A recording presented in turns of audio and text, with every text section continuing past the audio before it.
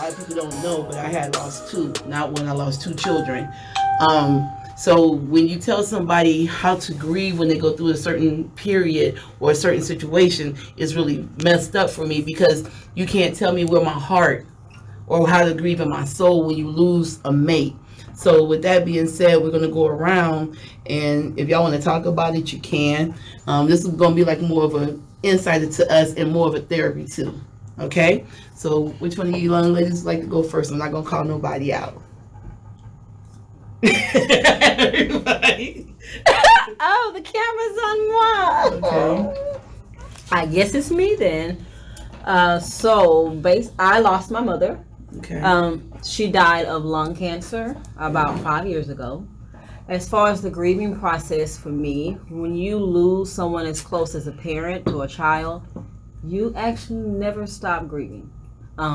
It may lessen, the pain may lessen a little bit, but you're always grieving, or at least something will come up, something will happen that would make you remember the pain that you felt the day that you lost them. I will have to say that I kind of healed a little bit before she passed, because she passed from cancer. So I had the ability to drop what I was doing, go straight to her, and spend the last 6 months basically of her life taking care of her, being there for her. I was actually there at the foot of her bed, at the foot of the bed, when she took her last breath. That was the first time I cried. But I would have to say things do come up that make me think about my mother and still grieve. I just had a baby a year ago. So when I found out I was pregnant, the first thing I did was think about my mother, because every young woman wants to have their mother there when they're going through the process of carrying a baby. So I didn't have her here for that. When I had the baby, it was another time. And so, of course, several times in the middle, because, I had a hard pregnancy with situations and circumstances. So, yeah, it was tough.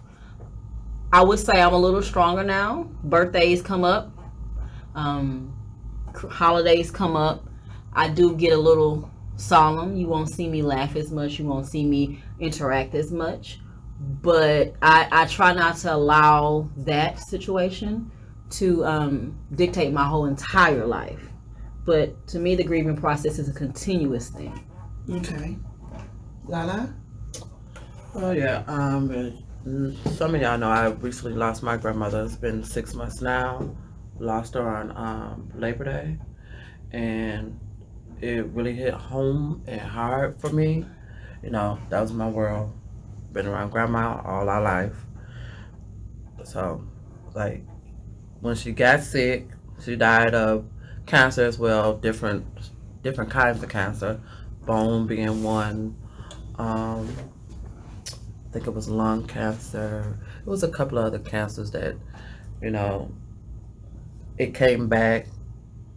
And last year, the year before last, she had like a heat stroke, and that's when everything went worse and got to this point when she died because the cancer came back. So I've been emotional ever since, still is, but it's my grandma. I love her. I have other family members as well, a cousin. She was young, 2 kids. She passed away. Her birthday was just last month. I mean January, but her anniversary death was last month. So yeah, it's still brand new to me. Still, it is. Okay. Well, I've had both happen to me, as you described. I've lost someone that I've loved, and the reason that I lost him is the reason why all of y'all know me. If I had not lost him, then I wouldn't be here. Nobody would know me in Atlanta. I came to Atlanta because of that, to get away from and try to grieve and lose memories. I lost my mother. It's been maybe 6 years now. I lost my mother on my birthday. We found out a year to the date of my birthday that she had stage 4 cancer, pancreatic, and she found out on her way to come and celebrate my birthday. I was turning. Well, hold on.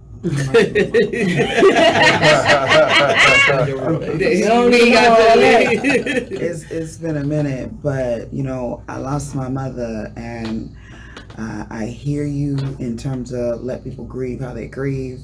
I don't think I was truly allowed to grieve. I'm not the oldest, but I'm the firstborn daughter. Okay. And she really titled me with taking care of all of her affairs. And so, while as others I felt got the chance to grieve and move on and stuff like that, I didn't feel like I had that opportunity because I had to be strong. I had to make certain that was the house taken care of, did everybody get what they were supposed to get, all her final expenses taken care of, knowing all these information on the side note is very important for us as black people, white people, brown, whomever, to have insurance. It is a lifesaver when it comes down to, burying one of your family members. So for me, my birthday is never a good day. It's always a remembrance every year that, you lost your mother today. And folks try to make it a happy day, and she would want me to make it a happy day. But grieving is hard. I think it was 2 weeks ago, my sister called me, and my sister sounds like my mother. Wow. And I've been going through some things personally, and she's just talking, and I'm just like, I need her. I need to talk to her. And so it pisses me off when I see people that treat their parents like anything, and it's like, and they have their family around. They have their mom, their dad, they have whomever, and they just treat them as whatever. And it's like, I don't have no backup. I don't got my little safety net is gone. So for friends that I have that are asking me questions about life and things like that, and they're like, how do you do it? I'm like, I don't know. Every day, my mother's words stick with me to the core, which is that, Mimi, keep it in the middle of the road. I'm like, what? Keep it in the middle of the road. Sometimes you're going to veer left in life. Sometimes you're going to veer right. But as long as you come back, keep it in the middle of the road, and you're going to make it. Okay. So, that's my thoughts. Yeah, it's my mom, my dad. I have two fathers. One's still alive, my real father, and I have my he's not my stepfather. I have another man that is my father, Mr. Louis Dumas, who died. And the crazy thing is, he also died on my mom's birthday. He told her he was going to give her something to remember, and he did. He passed on my mom's birthday. So I've been in bed since Sunday. Be real with everybody. For everybody that knows me, I've been seriously depressed. I've been going through it. So it was this time like, ooh, all right. We're going to move forward. Just been depressed, been going through it, the anniversary of people you love.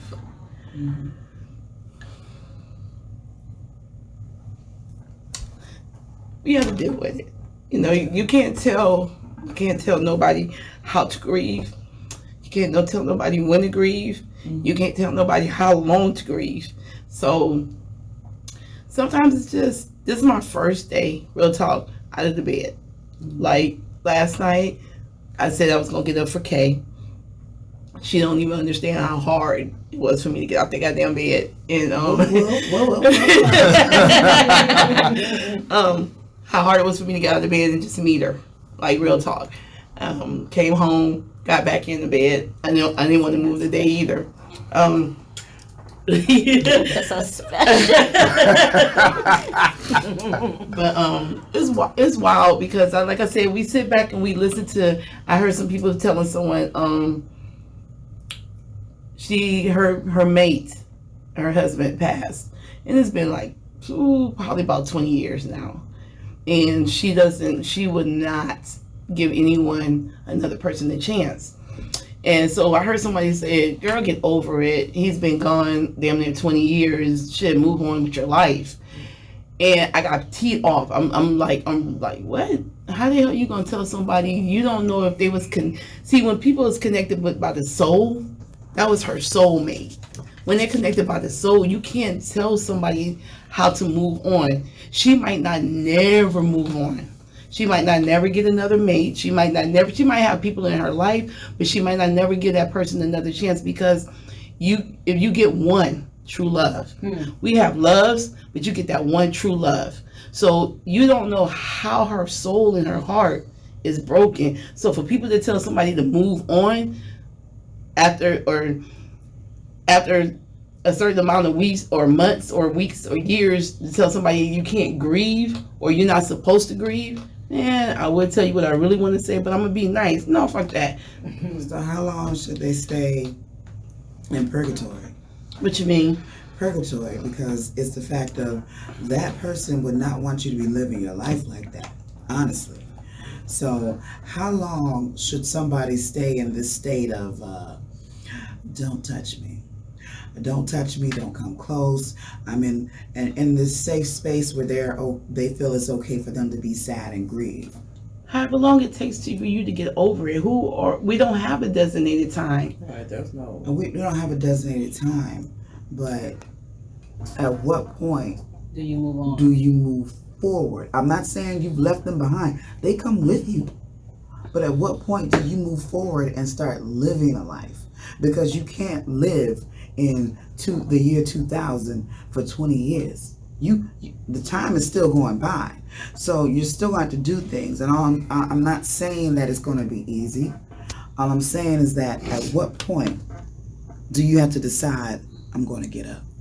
When it's for you. I can't tell you when my heart or my emotions can tell me when to get the hell up. You can't, and that's where I'm going back to. You can't tell somebody to get up and move.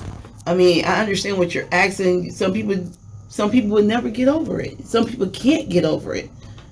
We can't. We can say we good with a situation, but 9 times out of 10, some people just can't. So should those people who just can't go seek some sort of help?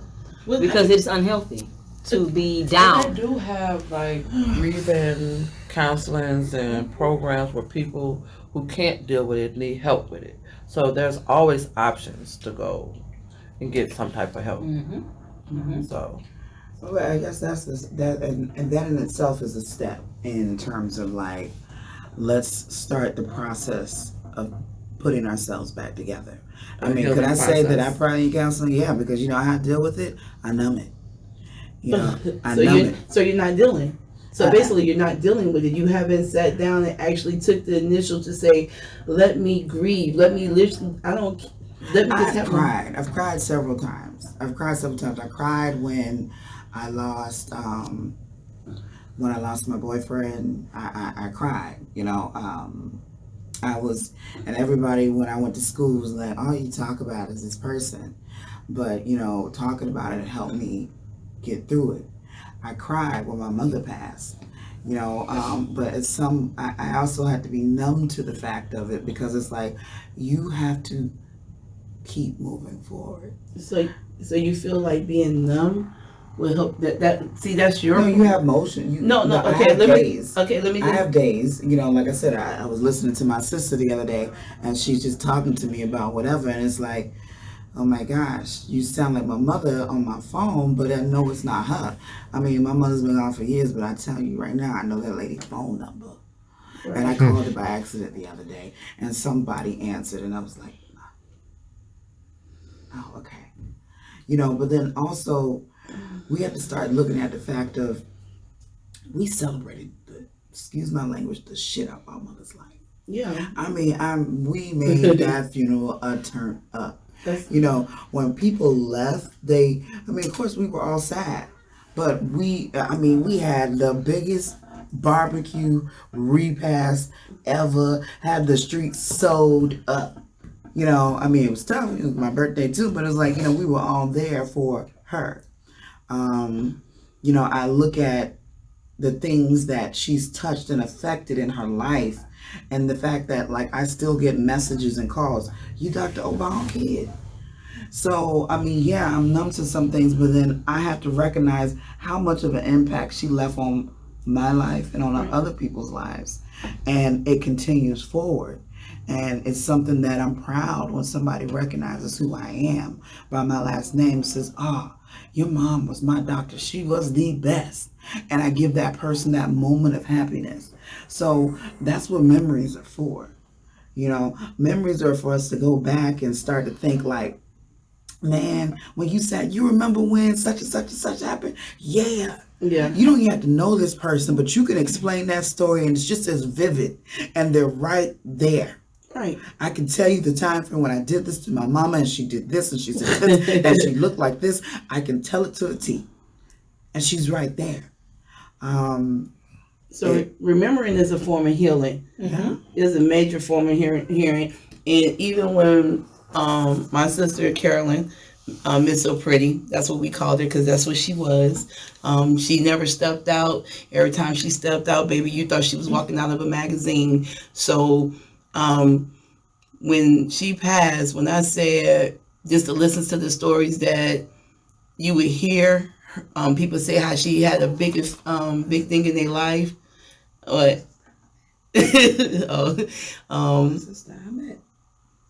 No, Miss. I had to show you. No. This is news. Like, we're from Louisiana for one. I'm from Louisiana, so when somebody passes, we go all out. When my dad, when Louis passed, man, we threw the biggest barbecue. The family came together. His kids from his first wife was there. My sisters there. We're a family. My sisters was there. They came. Family came. We laughed. So I understand them. How did you feel when everybody came together? How did you feel at that moment when everybody came together? And, I felt that, hey, he loved us. Peace. Yeah, I'm like, he loved us. And it's crazy because people be like, you don't. While we was all outside, my mom was standing there and I seen my mom like sink. And I said, and I looked at her, she said, I feel you. It's okay. You can go. And I looked at her, I was like, who the hell are you talking to? She said, I just told your daddy I'm good. And I was like, what that? You know, I'm goofy. I start running. I was like, okay.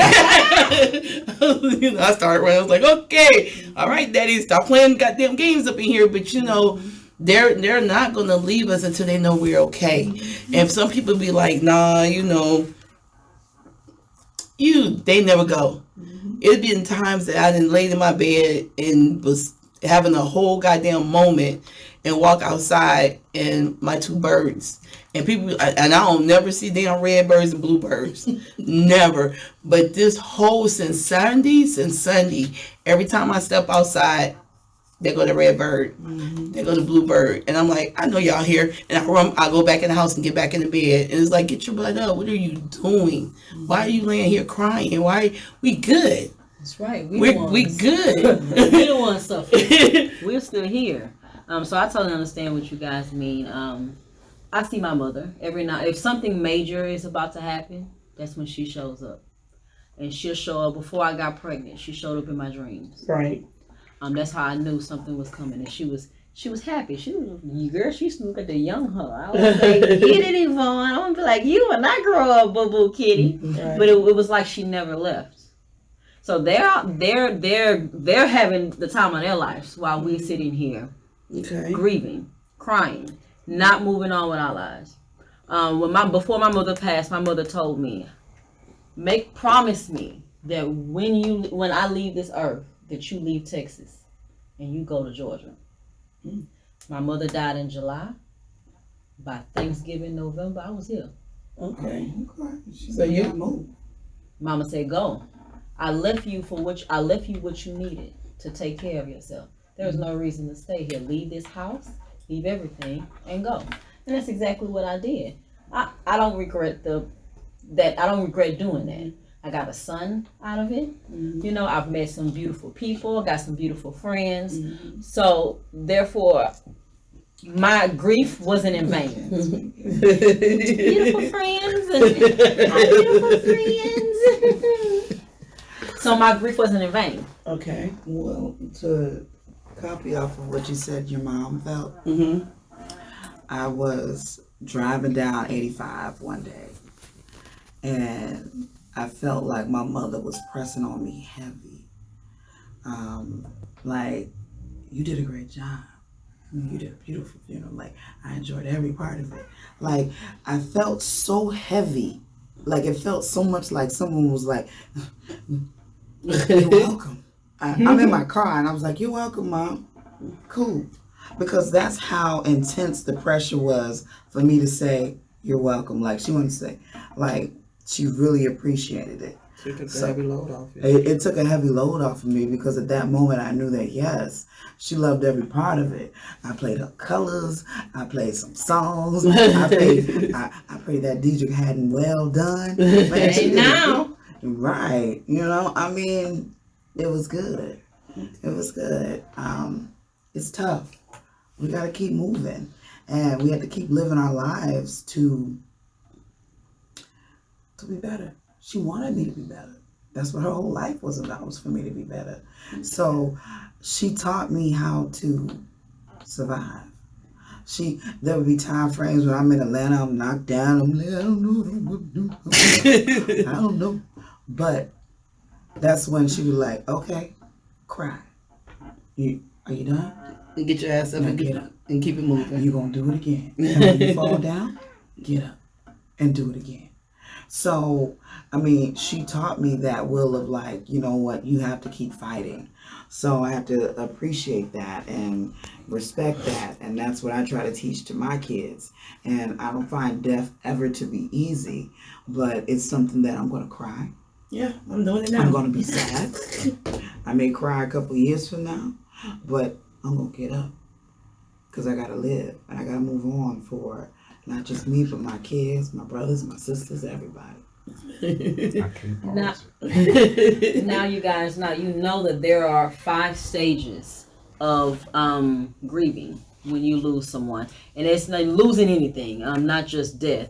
There's denial, there's anger, there's bargaining, there's depression, and then there's acceptance. And with that, we're gonna take.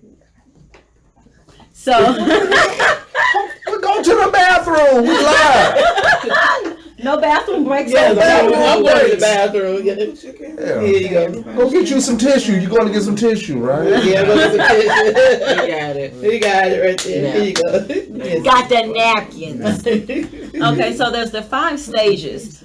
What stage do you guys linger in the most? What is the stages again? So first you have denial. You're in denial of the death or the loss. Right. Then there's anger. You're angry about it. Why? And then you're bargaining. God, why not me? Don't take them, take me. And then there's depression. I'm sad. I can't believe this is happening. I don't want to do anything. And then there's acceptance. Okay, you're no longer here, but I have to move on with my life. Which out of those 5 do you stay in the longest? You said denial. What's Anger. Anger. Bargaining. Depression, And then acceptance. and then acceptance. I think people probably stay in depression the longest, because it's a sadness. You know, you've lost someone. I don't think I did all 5 stages with my mom, because I was able to accept. We knew a year in advance that this was coming, and we knew how deadly this cancer was, and the fact that it was stage 4. So this was a preparation.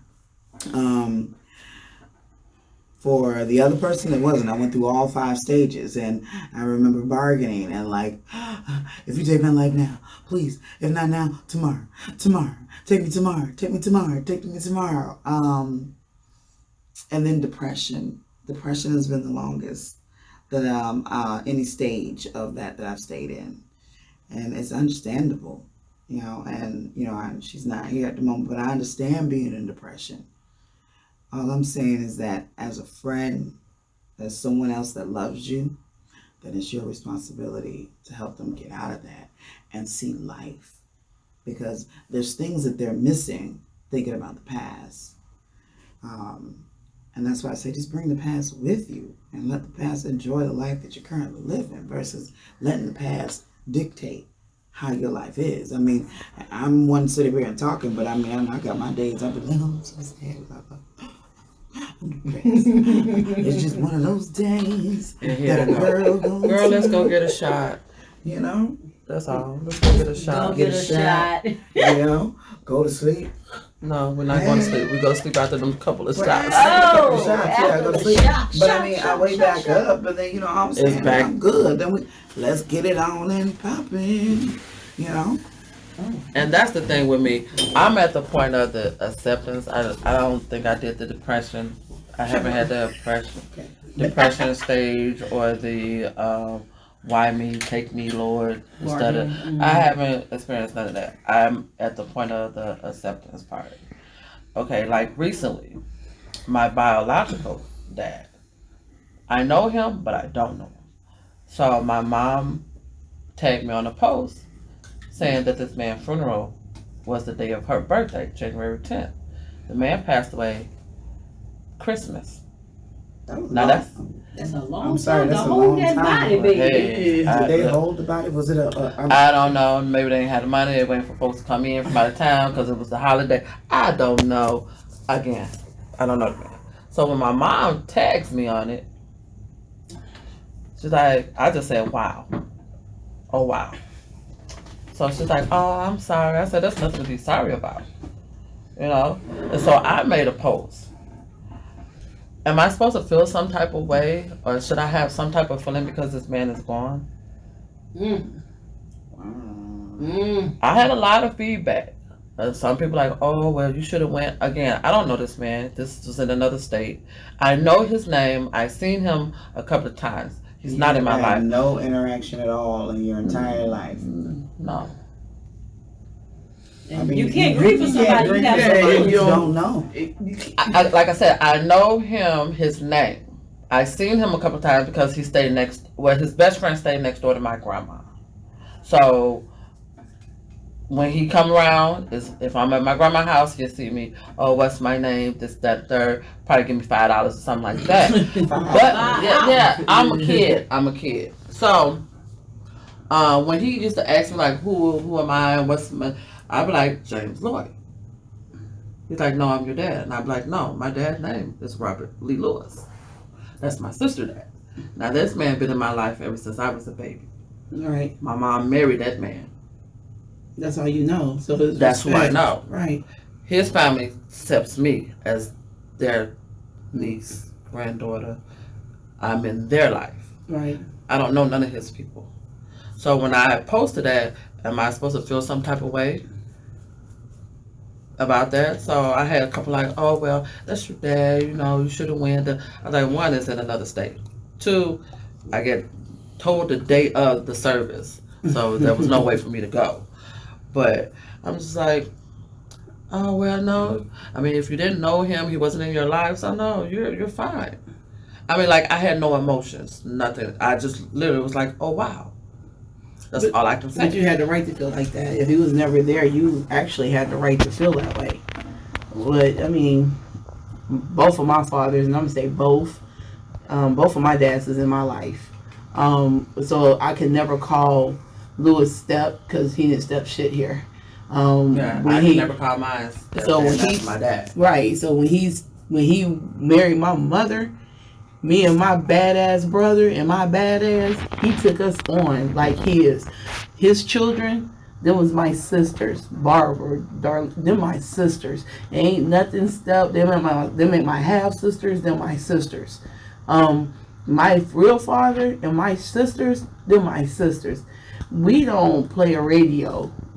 One thing I can say about both of my fathers, when Lewis passed, my dad stepped up. If one of them girls would call and say, hey, something's going on with my vehicle, with my house, with anything, my dad stepped in and took responsibility even of his. So that's why when I look back at how people move in life, and people be like, why you act this kind of way, because I see two men who was there, that regardless of what they did in the world, they was always there. They was always there. If I can broke down on the side of the road, I can have both of them on the phone. And if they couldn't get to me, I guarantee before I got off the phone, that damn car was fixed. Because they're going to tell me how to break it down, put it back together, get up, and keep it moving. But it's like, now you don't have that. So I can't. I love both of my fathers. Both of my fathers walked me down the aisle, one on each arm. Both of them kept telling me, you ain't got to get married, run. If you don't want to, run. Yeah, they was like, my dad was like, we'll take care of your mamas. You don't want to get married, run. The makings of Spicy got married. Still a real good man. That was just, but that's a whole different story. But Gotta yeah. see the picture. Gotta see the picture. What kind of dress was it? That was a beautiful gown. Yes. It was beautiful. But Was it taffeta? no, it was white, baby. It was all white. All that lies, all them white lies. But it's like, it's interesting because you sit back. I don't know, because I had to take a run, y'all. But I don't know what all the topic is. Right now we were talking about the stages of stages. grieving. Oh, I'm still in the crying process. So you're in depression. Yeah, Yeah, I'm really One that in. we said last the longest. Yes, is I'm in. depression. Boy, I'm in. So yes, I am. I ain't gonna flex, yeah. So it's gonna take me a minute. All I want y'all to do is leave me the hell alone. Just let me stay in my bed. I'm gonna come up out of it. I know me, because I do this around certain times of the year. I just shut down, and it's nothing personal. I won't go to work. I won't. I'm like, fuck money. Whatever happens, happens. I just need that time to myself. I just lay in my bed, and if I want to cry, I cry. If I don't, I don't. If I just want to lay in, sometimes I just sit in my room and be in the dark. How do we find a routine that helps you honor them and also lets you grieve, but then in a way that's more productive than being in the bed? You know what I'm saying? But that's my grieving process. I know, but I'm saying, but we gotta help you. I don't need. I'm good. I understand what you're about to say, but I'm good. This is how I deal. See, everybody has a way of dealing with things in life. This is how I deal. I'm not saying it's best. It might be not a good way, but it's my way. Mm-hmm. Once I'm over it, it might take me 2 days. It might take me a week. But once I get up out the bed, I'm good. I'm back at peace. I can deal with it. I'm back at GO mode. Then I jump up and go on the grind, and I'm good again. And then, like I said, depression. Boy, what? That's me. It really is. That's how you handle it. Okay, just slam it down. Yeah, just have a whole attitude. But I mean, like, we do the balloon, people do the balloon release. They do everybody get together and do the big barbecue and have the picture up and do the spades and games and the dominoes, and we drink and we laugh and we reminisce. It's good. That's good too. But That's do you do anything that they personally like to do? What do they? I'm going to. I can't gamble. My sister was a big ass gambler. I would. Why not go to the casino? Because if I lose $5, I'm turning all that shit over. Well, turn it over. That dad ain't a GM. But I'm going to the casino. That'd be like, it's $5 for my sister. You know? Right. One of those things. Really. Just go and cut it out. I'm sorry, guys. We left because we didn't see you with it. Never mind. Well, I mean, how I deal with my grief is that I keep moving. Okay. I will keep myself busy. You guys know me. I'm involved. This thing is stupid. I swear to God, she's dumb. Oh my goodness. Oh my nipples. Good Lord, I had to cover them. Come, Jesus. Come. They cover. Okay, what you were saying, sis? I keep moving. You guys know me. I'm involved with a lot. I'm involved in a lot. And the more I move, the less I think about it. Okay. Right. So that helps me to grieve. I have to keep moving at all times. Does your camera see all the imperfections in people's faces? Yeah. And how close it is. Yeah. He got this right here. You can I'm beautiful. How you doing? How you doing, girl? You so Put a cute. filter on you, please. you look I beautiful. bet you was tired You today. beautiful. You are beautiful. Thank you. I want filter natural light.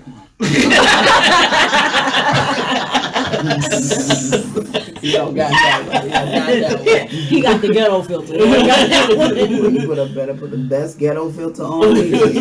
Thank you. You look very beautiful today. Mommy Mio, you look very beautiful natural. Please stop. I think all of you are gorgeous without the war paint. Continue. Okay, he said worry. what for you? I don't worry. Watch my face again. My tribal distinction. I need you to know what tribe I am That from. Antia Obama. The anti-Obama. Don't fuck with the Obama. That's right. We call my peeps. We all gonna put our tribal paint. Stomp That the war yard paint. in this bitch. That's what that is, tribal paint. Yes. That's my tribe. This way or this Just way. because you don't have a tribe paint. That's all right. Tell her, Mimi. Our tribe Our paints. tribe paints. Tribe. Nah. War paint. Got that war paint. Got it.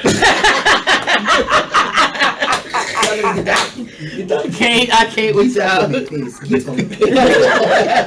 I'm not gonna want the camera in my piece. Observe my travel piece. Okay. We have a good that was fun. That was fun. Okay, I want to ask y'all something. Like the movie. Yeah. Laugh to keep from You're crying. right, you're right. So I'm about to ask y'all a real question. Let's get now we're about to get real grimy when it comes to death. Why you look at me like a lot of people when someone dies, family goes, oh shit. That ain't what family do. Just say that, but Family goes. Most people go 101 because they become real. Mine. That's my house. That's when, especially siblings. I wish my cousin was on right now. Letitia, I need you to call in. When people get married, when people pass, 678-586-9241. exactly. Call in if you have anything you want to add to the comment section.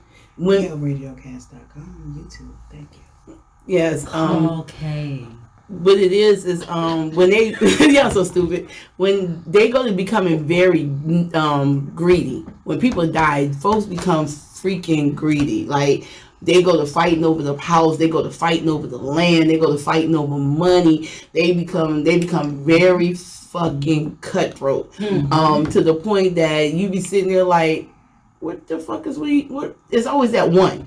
It's always one. It's not a group. It's always that one greedy ass person that they feel like they deserve everything. You didn't get out there and work. That was Unc's money. That was Unc's hard ass work.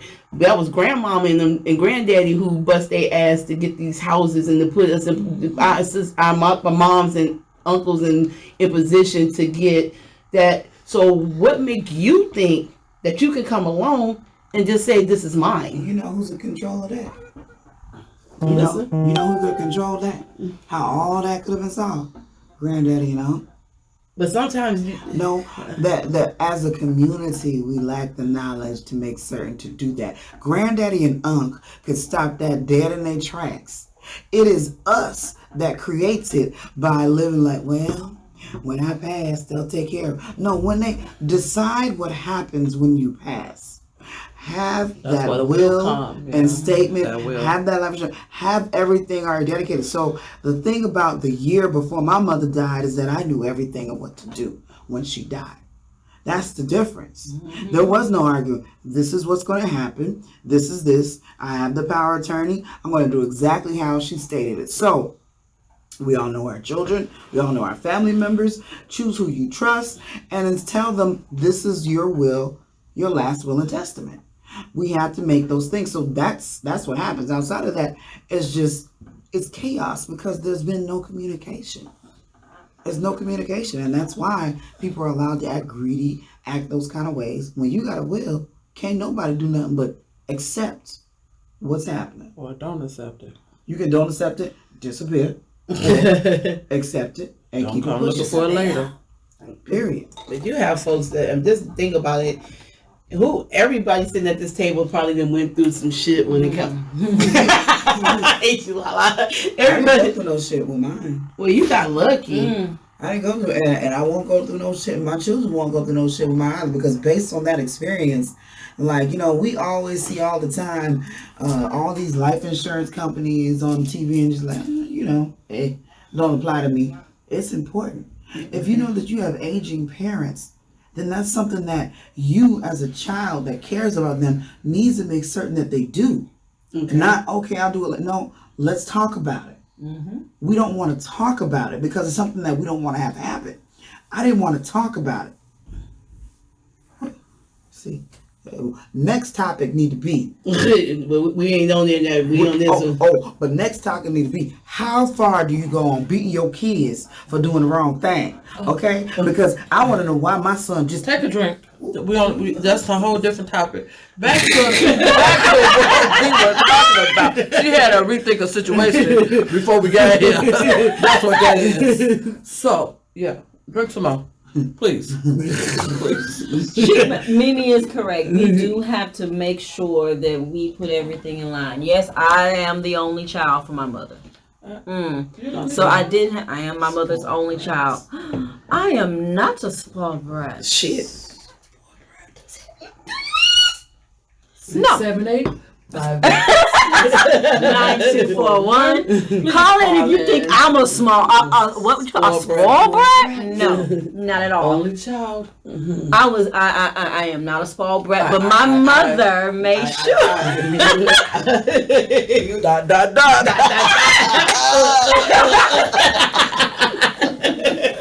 Then people gonna be like, what the hell does that mean? Is it connected? Yes. But my mother did make sure I was taken care of. Not only did she have life insurance, there's also a thing out there called burial insurance. Exactly. And so she made sure that her funeral was paid for before she even passed. Okay. And so all of her insurance came to me. Yes. Okay. Or she Not all said of it. Some POAs, people- wills, and advance directives are very important.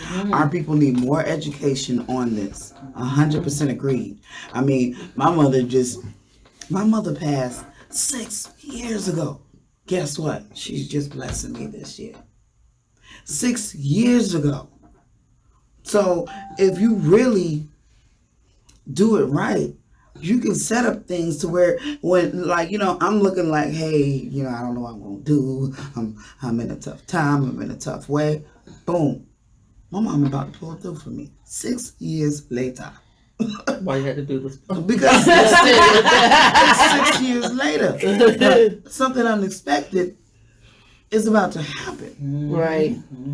And it's like, that's what you want to be able to leave for your children, man. That's what you can. And it's so affordable. It's not like it's crazy expensive. It's super affordable. You can pay the premium for a year and not spend over $200-300. Okay. Or you can pay. So basically, we need to get some people on here. So our next move is to find some people that's into insurance. And Right. if anybody is out there that do insurance, real talk, come on. Life insurance, life Burial policy, insurance. burial insurance. Y'all need to come on, give us some information so we can pass it on. I would love for you to come on to the show and talk to people about getting the life insurance and the burial insurance. We Not need only that, all that. insurance on your major properties. When you go purchase a car, you have the ability to purchase insurance that if something happens to you, your car is automatically paid off. Yeah. You have the ability to buy insurance that if something happens to you, your house is paid off. And your children don't have to worry about paying the house note and their rent or mortgage or whatever. So we need to start doing those things so that we leave generational wealth. It's something that our parents fought hard for. Now, well, they need to make certain, we need to make certain that they keep it. And we keep it in the family. But a lot of times we wasn't taught that. So this new generation doesn't know anything about insurance. Doesn't know anything about You have a lot of people. If you ask them about insurance, a lot of lack these of knowledge doesn't mean anything because just because you don't know the judicial system doesn't mean that they won't send your ass to jail. Right. So like certain, it's like a job, right? Your job is going to teach you the basics of your job, right? Okay. It is up to you to learn more and grow your knowledge base. You've been given the basics of life. It is up to you to expand your knowledge. Right. But going back to the topic, I know where you were getting at when you were saying that family is greedy when it comes to people dying because, hey, I'm an only child. You think I didn't have issues though? Me being an only child, I'm automatically going to get everything that belongs to my mother. right. But I still had issues. I still had people that I had to look at sideways. I still had conversations that needed to be had because you thought you're supposed to get this or you're supposed to get that. I still had those things. And I think we as people, individuals, have to look at ourselves and realize that we can't all try to come up on the death. That's what, but that, yeah, but there's so many people that uses death as a come up now. It's sad. It's sad that it's happening, but I'm sorry. It's sad that it's happening, but it's but it's a lot of people that I know that people be like, oh my God, death is the new come up. It's the new. You see people knowing that somebody's going to be in a hospital and dying, and you see folks running out there trying to get life insurance while they're in the hospital. Even fathers or cousins or. I know a couple of people who that didn't happen to too. They laying in their bed and they ain't even dead, and you see the family running trying to get damn life insurance. Baby daddy, I need your signature. I need to get some life insurance on. Well, I'm the one that's gonna kill him after I get this policy. But it's crazy. It's like a lot of things has to be done, and you right, Mimi, you right, Kay, Chantel, I'm Michelle. People do need to learn about different insurances. They need to learn about how to set everything up. They need to go to the credit union and learn about different CDs and not just being okay with the shit from your job. No, you have to. The job is that once your job ends, those same benefits ends with. But that does also mean expanding. I don't know, but if my phone calls, it's man. Putting people on your bank accounts. Oh no!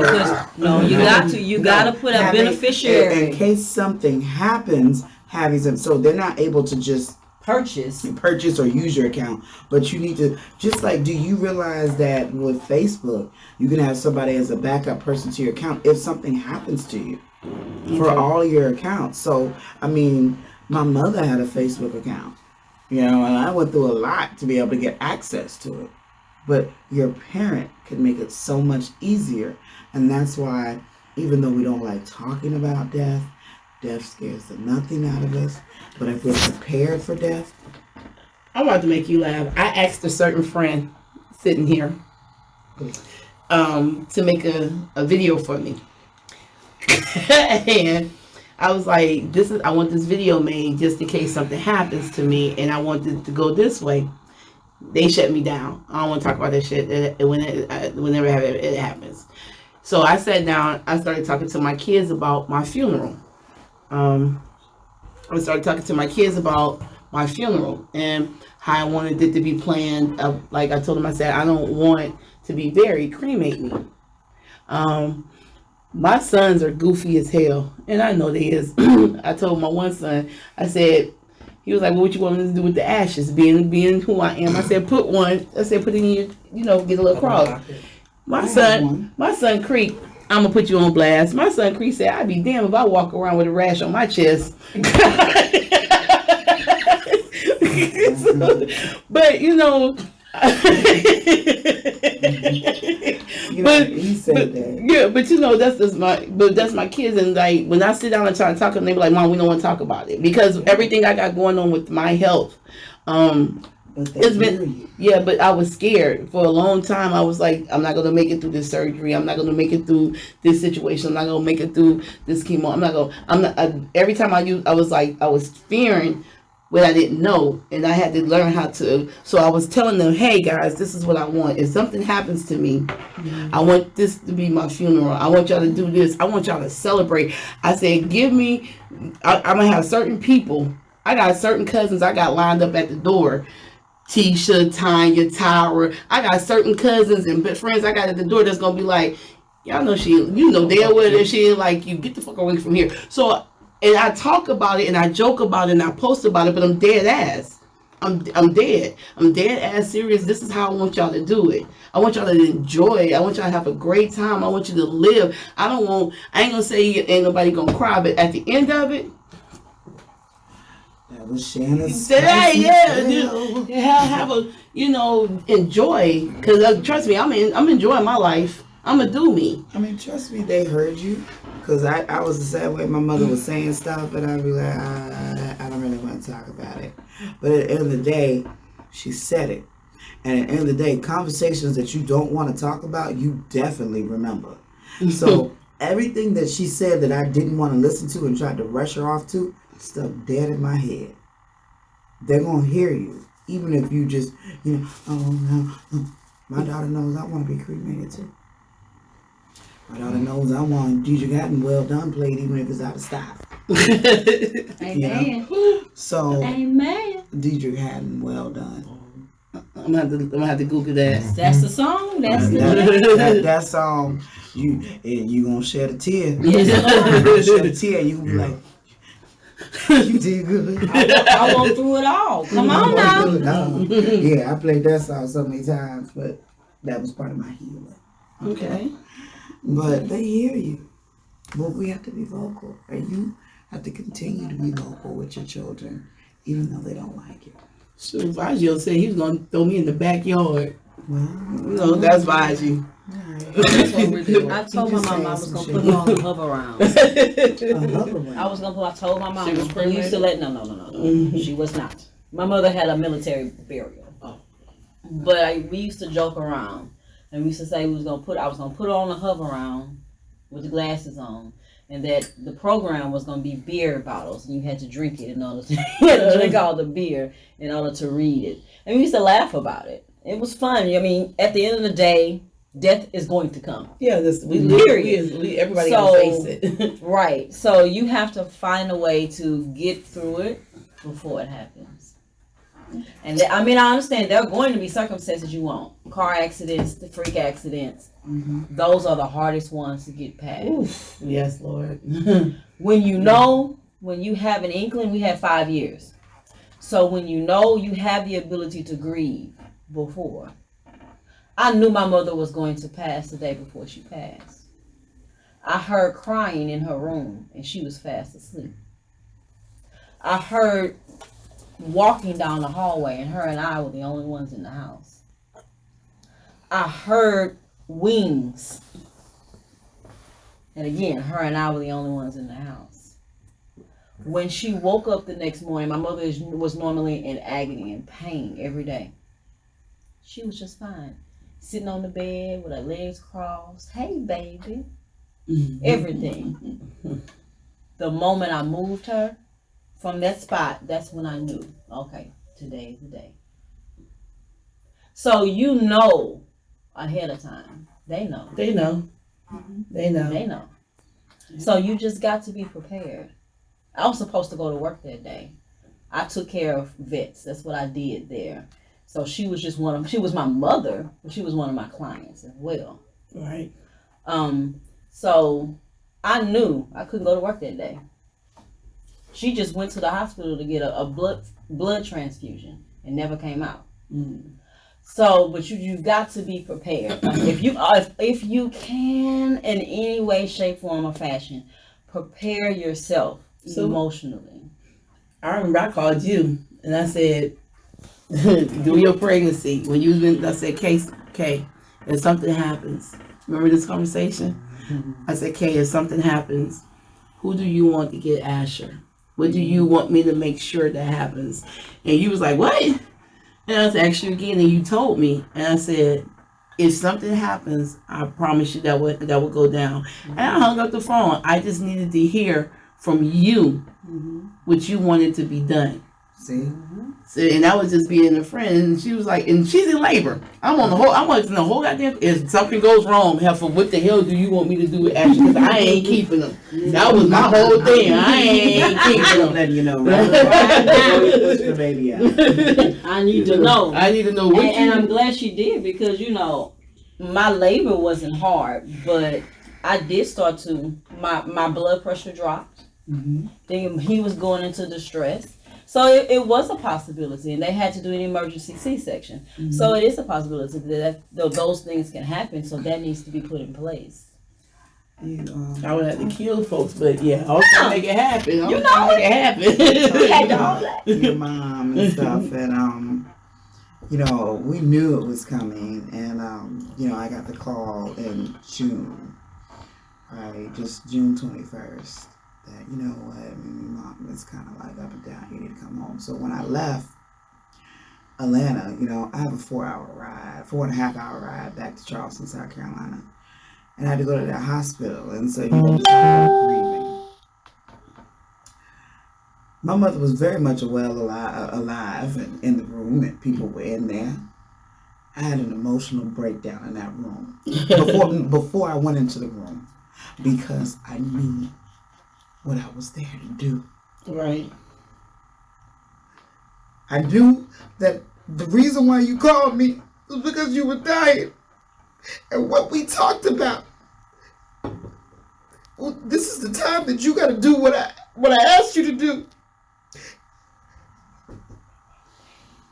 So I'm outside the room, and I can't breathe. I've already driven them 4.5 hours, and this moment in front of this hospital room that I know she's over there, she's awake. And, my mom has lots of doctor friends, and one of her friends is there, and he walks out the room. Oh, hey, won't you go? I said, I can't go. Because I know what I'm here to do. Because you called me, this is the time. And I got a month before my mother passes. It was good that I knew what to do, but it was hard because I knew what I had to do.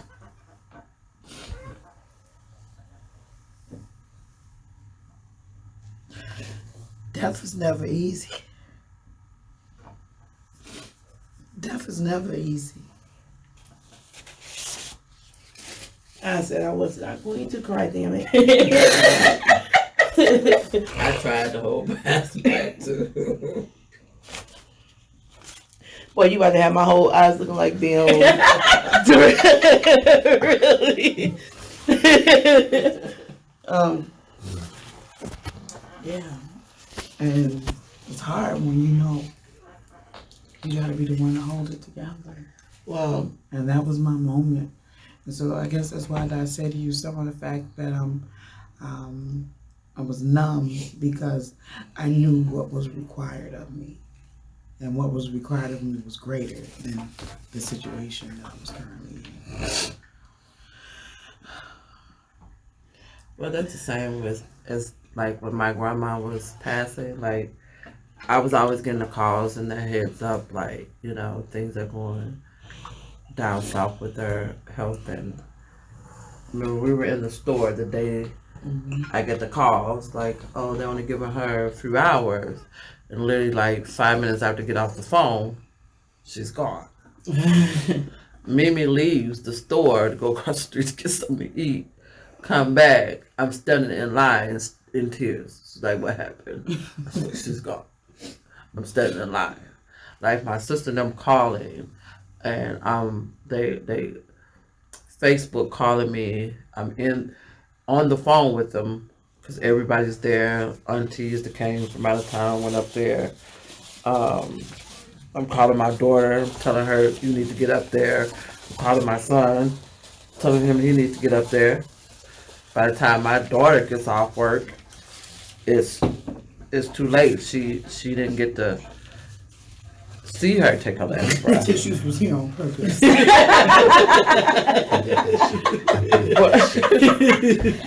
But at that same time, like that part of being numb, I was numb. It took for Petty and Ronnie, all of them. They were telling me to get out the house. Petty was coming to get me, literally, just to get out the house, because I was in a funk when my grandma died. I was in the funk. I sat in the house, didn't care about nothing. What was going lounge in it. Living room lounge. I wasn't going anywhere. Like, no, we go to Applebee's. That's the thing for us. We go to Applebee's, and we up in there. Don't think about it. Don't tell me not to think about it. Right. I mean, it's fresh. This just happened a couple of days ago. So I'm quiet. I'm dazed off. I'm thinking about my Grammy. And then tears roll down my face. I'm sitting at the bar in Applebee's with tears down my face. And I'm just like, I just can't. No, we need to get you out the house. And when I tell you this man was coming, oh, put some clothes on.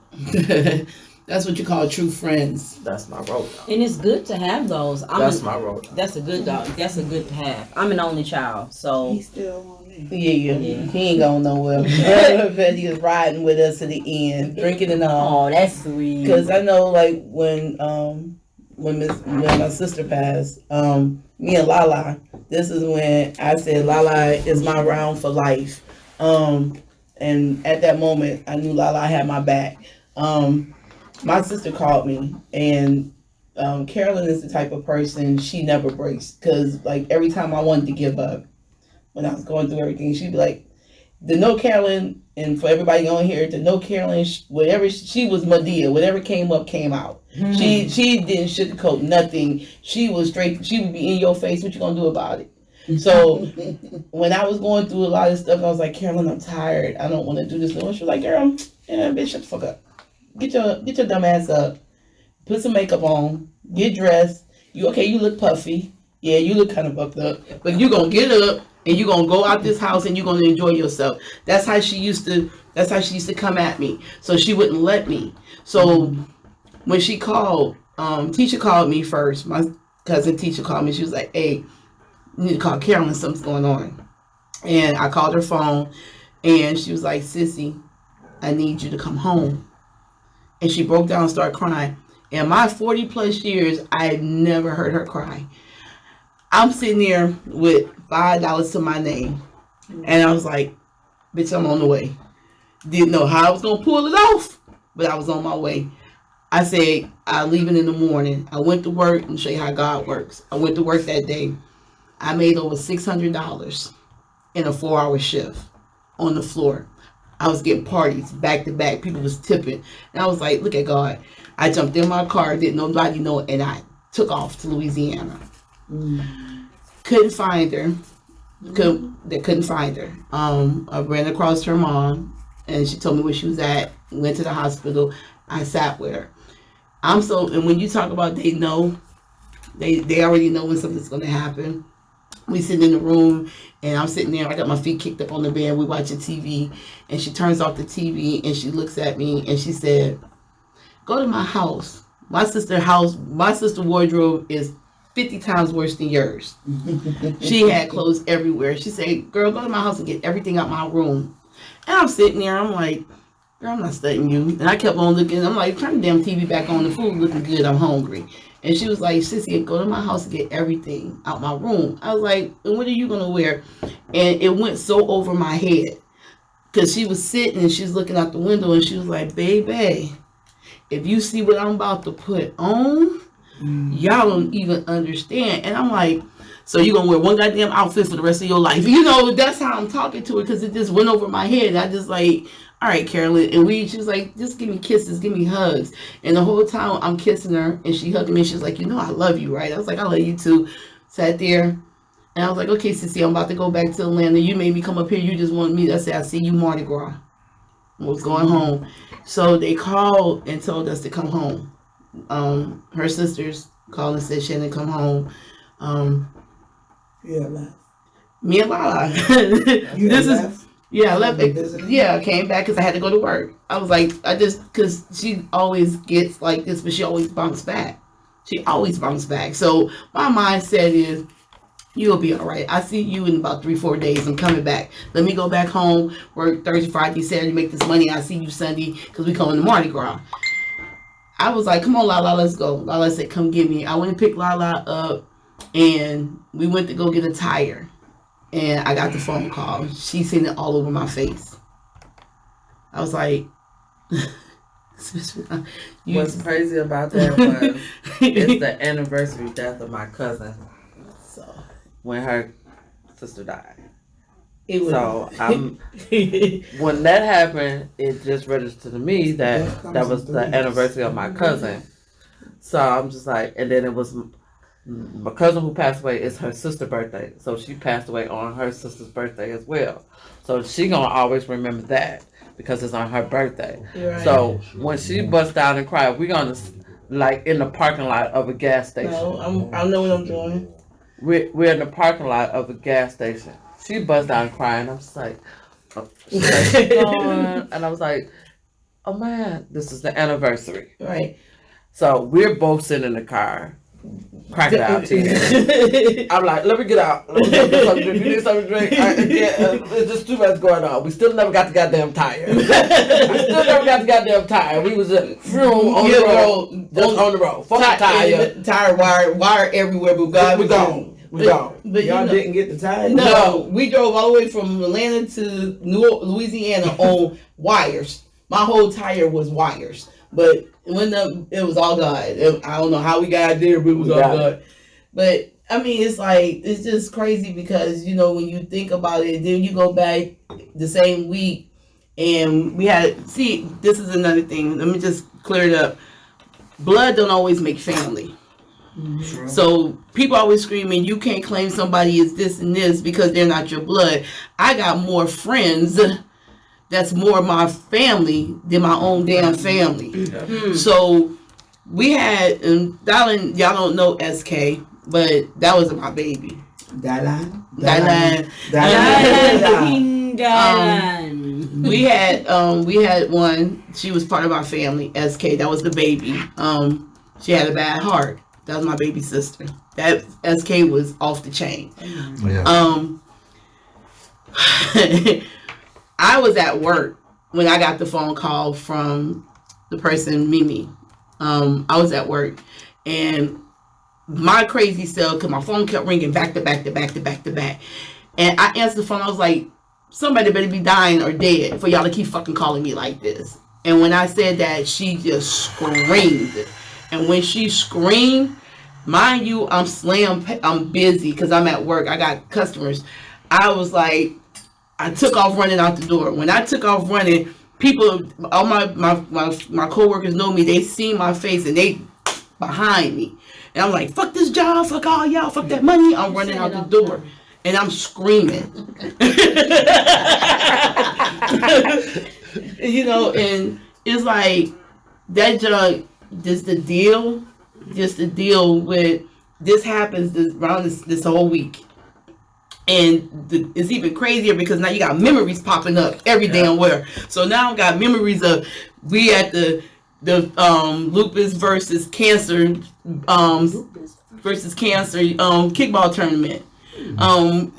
That's another story. It's Dylan's team against Mimi team. So, you know, we got these memories popping up, and I got SK popping up. Then we got the memories of we sitting there and she kick worming across the damn floor. Oh, y'all don't understand. She was off the chain. So we laughing with the videos. That heart ain't stopped no show. Yeah, you know, and it's like, God, none. She taught. Real talk, I love SK because she taught me how to love people. Not to actually judge people.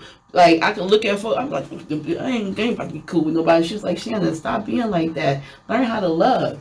Learn how to open up. And I used to cuss her ass out. I was like, Thing is, she was like 22? No, she's 20. She died at 20. She didn't make it to her 21st birthday.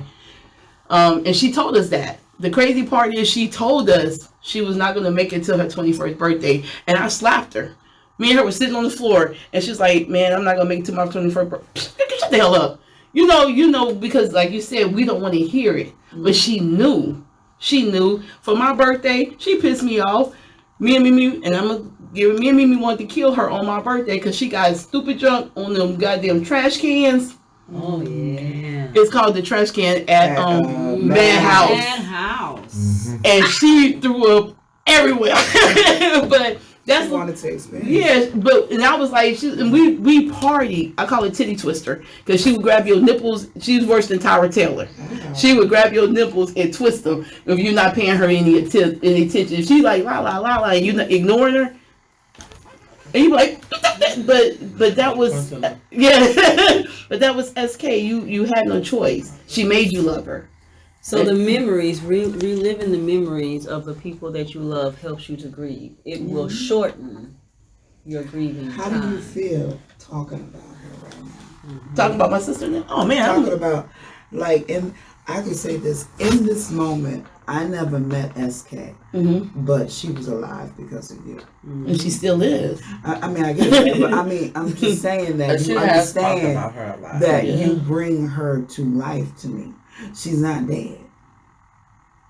The more you talk about your memories, the more you talk about people that affect you, the more, like, I can almost like, you gave me such great description that if she was to walk in the room, oh, you SK. There's you, baby. That's you, Right. you know? And so, but that's what you need.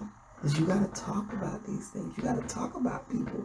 You gotta talk about the good, the bad, the ugly, the nasty. This motherfucker, my last goddamn name. Boy, you remember when this thing? Right. Get up. Force yourself to get up and get out. It's sometimes it's force hard. yourself. It's hard. I'm I with know. you on that one. It's hard. Force It's yourself hard. to get up and get out. Do something. Go somewhere. Talk to somebody. Do something. Do not sit. Life is short. They're gone and they're not coming back. You still have a life to live. So life is too short to be waiting, to be sitting, to be crying, to be doing all of that we do over loved ones. It's too short. And I respect that, but again, that goes back to who is anyone to tell somebody how long to grieve. You're still grieving. No one's telling you not to grieve. And I get what I'm she telling you says. what to do while you're grieving. They But put it might be dead beneficial for you, but it deadline. might not be beneficial for Well, me. why can't you add her to your life and how you present yourself every day and carry her with you? And you've already said that she's taught you how to love. So why not, everybody that we meet adds a piece of value or something to our life. Okay. And so why not let that person and those characteristics show through you? You do. I got y'all heifers. I love y'all to death. I ain't no heifer. My mama ain't a cow. I love y'all. If I didn't, I wouldn't be with y'all. I love y'all to death. Like, real talk. Y'all are. Cause we this is us. This is us. This is us. Yeah, I was You still us. You still us. You're the internet table. See the internet. See the internet. You the internet. Plug me in. But you know, I love y'all. I really do, and I mean, I'm glad that you are a part of. For so many Yes, I'm so glad y'all are part of my life, and I'm glad I met y'all. So with that being said, I do carry y'all with me. I do carry her. Real talk. Oh, I'm about to get you real quick. Whoa, Mr. No, Mr. King Dylan, Dylan. come on. How He you? loves that, y'all. King Dylan. I know you. I know you've been through something. I was going to use the bathroom. Well, you're going to get 5 minutes. Come on, you can hold it. King Dylan, tell us about the loss. King Dylan. Okay, so I was going to use the bathroom. That's all. Okay, the viewers do not want to know. Was that piss meaningful to you? It was Did a that mo- blood ice? The piss was a moment in bliss. Oh Go to your bathroom. Go to your bathroom. Bliss. No, because I already knew. She already told was a me when moment she in bliss. Yes. So it became bliss. a bliss. bliss. Oh, bliss. Bliss. No, I already knew that her attempt was to bring me into this shit because she knows what I've been through. Yeah. You know what I'm saying? This is bullshit. Bullshit. Yeah. No, I'm saying like this is women in the mic. Yeah, Not but women and a dude in the mic. well, What's go a ahead. J? But Your you women can- do it in a mic. Okay, so You love us, quit playing. oh, I love y'all. I love all four of y'all, motherfuckers. Not Say a that for motherfucker certain. either. Okay, well, Fatherfuckers. I love y'all motherfuckers and loud. For me to No, fuck? and I just learned something about the word motherfucker today that I'm gonna share the video with y'all. Okay. And I think, you know, for those who do know me, which is Shannon definitely does, Spicy definitely does, and y'all will get to know me. Some people think I go hard on women a little bit. Only because I have my standard, just as you have your standards with men. The only reason why is because of the character of the women that I had around me and I was raised by. So when I lost my mom, it was a deep blow, and it affected me so much because you try to surround yourself by that same type of person or that same energy or that same type of character. So when I see something up there, like, you don't even have to be that. You base that off of what you was raised by or what you see. That's why you always talk about your fathers, because you know those are real men that taught you how to be men. That's how I feel about the women, not just my mom, the women that raised me. Real women, like good character women. They ain't need no man, but at the same time, they didn't down talk men. They were done wrong. At the same time, they didn't down talk the men that did them wrong. So when I lost my mom, I kind of lost a part of me of saying, hey, how do I maneuver through this world of judging women without judging women? Because my mom was off the chain. Get him, mama. She was called Mother Nature. Come on, The Silver Fox. come on, Silver Fox. Like for a fucking reason. Like I already know it. And every time I do something, somebody say you acting like Estelle. Like, and y'all see when I say some shit and I start pointing my finger. You do that to me all the time. You know where I got that shit from? Estelle. You must be pointing at the corner. You called me out last week. Don't point your finger at me. I was like, damn, I do that? Yeah, I got that from my mom because of how she carried herself. You know what I'm saying? My mom died when I was 28. From that point I died, I only saw one man in her life. I guarantee you it was probably like in between 2 and 19 more. But you only Maybe saw one. 35. But you only saw one. But I only saw one. You know what I'm saying? That's how I feel like women can carry themselves. You ain't got to put a whole bunch of men around your kids. So when I see dude, and I try not to, because this is what I raised by. Who was this one? Well, it was the person that she was, it was, and it wasn't even my daddy. It was the person that she was with me coming from in an infant who I remember, you know what I'm saying, that she was with until the point I was 13. And they separated. So they married that ass. No, they were just together. Wasn't even married. Wasn't even married. Important role in his life. Yeah. But guess what? That's all I saw. And I saw one other man coming around. And she was playing the Willy Bobo with this dude. What is That's the Willy Bobo? Now I look back like, ooh. That's what you was doing. That was Mister. Yeah, I know who that was. But the whole point was, but he popped up. He would just pop up on his bike every now and then. Not the bike. Oh, not But the guess bike. what? Only reason he had a bike because his license was suspended. He tried to give my mama the car. Okay. Mama, why don't you get the car? Because all I thought about was shit. I'm gonna be driving that. All you thought. But long story short, when she died, it was December 3rd of 2002. And at that point, I was dating the woman who would eventually become my wife. Funny how this happened was it's gonna be funny how this story ties in. Of course, we have to have King Dylan and his extras. Whatever. His extraness. Come on now, because we had to. So I know we got to get out of here. So, I gotta dive in, baby. For whatever reason, nobody was able to reach me. Nobody was able to reach me by phone call that day. I get a knock on my door in my apartment. You know what I'm saying? I get a call from the main office, say, hey, they trying to reach you, da da da da da da. Why they trying to reach me? You already know what that call was about. So I made the arrangements to go home, go to sleep next night, next day, wake up. My lady, Michelle, excuse me, I just had a dream about your mom. Hell, you had a dream about my mom. You never met my mom. Yeah, I just had a dream about your mother. Okay, well, tell me something, chick. Prove what you dreaming about. And I know what I know about my mom. She like, I walked in her house and it was this long hallway. Oh, do tell, because there was a long hallway. And to the right, there was a door to a room. Do tell, there was a door to a room. I walk in the room and I'm confused because I think on the left there's a bed and there's a chair and there's something else, like another open space. Oh my God. There's a bed, there's a chair, and the open space is a closet. And she's pointing to her bed and she's pointing to 3 dresses.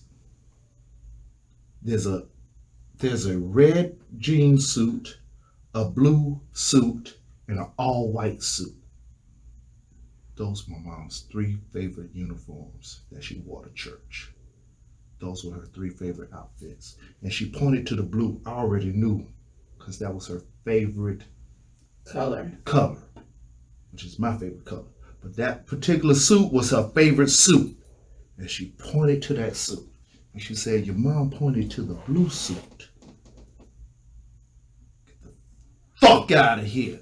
And that's what my mom was buried in. The blue suit. Yes. Yes. The blue suit. How is this woman who never met my mom? because she touched her, because she knew that was going to be a part of your life. You can't tell me God ain't real. I don't make my little jokes or whatever on Facebook about religion. I know God is real. Okay? So, eventually, this same woman becomes my wife. Okay, so we go through the bullshit because Diana's stupid. She was stupid. We weren't ready to be married. I was 28, she was 32, but we were actually 2 independent people that knew we loved each other, didn't know how to love. So in 2006, we separated. When did they get married? We got married in 2003. Yeah. Yeah. She said the day she met me, I'm going to be your wife. I said, you going to be another one of my little... I'm going to be your wife. You going to be another one? She was your wife. A year later, Walking on that aisle, walking the green mile, walking the green mile. doing right here. I gotta prove this motherfucker right. Long story short, so we did get married in 2003. We officially separated in 2006, 2007, off and on. Okay, so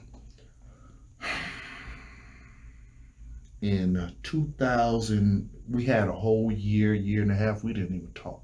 From 2007 to 2008. It was just that problematic. It was just that rugged between me and her. We didn't even speak. I was with somebody else. We was with somebody else. She was with somebody else. We actually became friends again, telling each other what we were going through with the people that we was with while we were married. Go figure. This motherfucker always bringing your name up. This motherfucker always bringing your name up, not knowing that me and her ain't even seeing each other. So y'all haven't got divorced yet? We haven't even got divorced. Yes. Got to see Lala face, y'all. So, in 2010, she calls me and she says, I need to talk to you. She talks to me and she says, look, I did everything wrong with you. She admitted her faults. I have been admitted my faults. I wasn't ready to be a husband. I wasn't ready to be a man. I've been said that shit.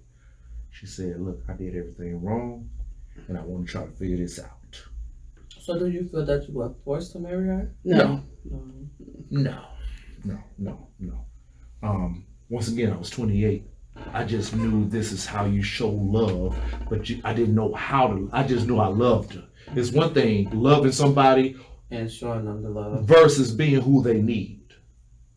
I knew I loved her, didn't know how to be what she needed. Vice versa. Anyways, so I have this conversation about, you have to show me something because I've been waiting on you. So we talk. We hung out occasionally. Nothing trying to fix something. And in 2011, when things were probably about to work themselves out, I got my son. I'm in my place, and we're talking. She even will come pick him up to take him to her sister's house to babysit her when I had things I had to do, work, whatnot. And she calls me. She says, "Listen, I need you to sit down." I'm thinking she's about to tell me some dumb shit like she's pregnant by another dude or something. And she says, "I just went to the doctor. They gave me a year to live. I got breast cancer." So I get called. She's like, "What's wrong?" I'm like, "I'm not worried. You're going to live through this," because her mom went through it. Mom's still alive to this day. I'm like, your mom survived it. You'll be all right. And that was a rough period because at that moment when I saw us probably getting ready to put everything back together, she chose to say, "I don't want you to see me go through what I'm going through." Okay? But ain't this the time she needs you?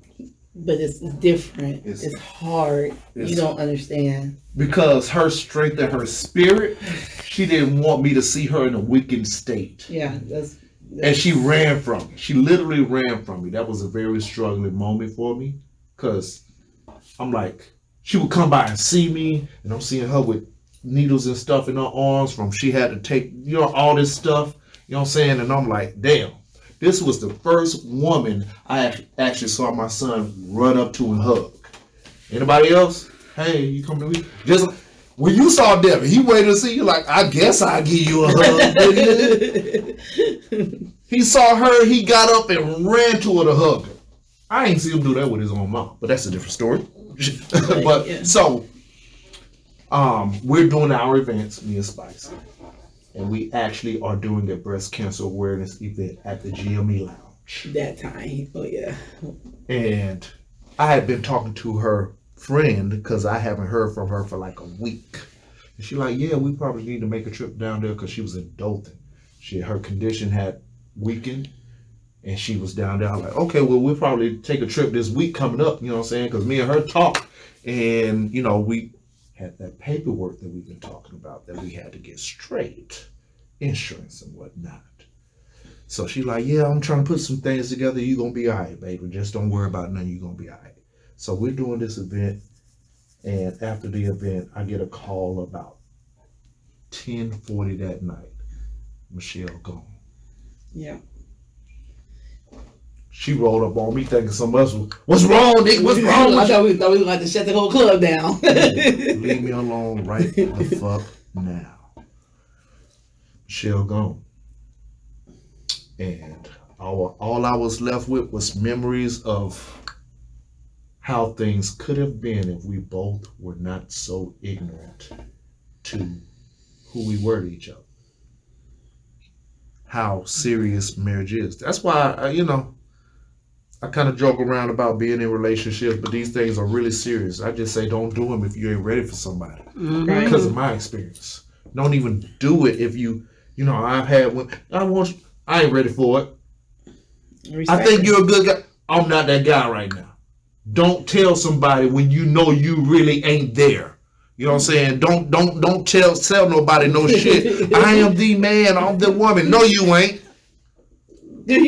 What's wrong?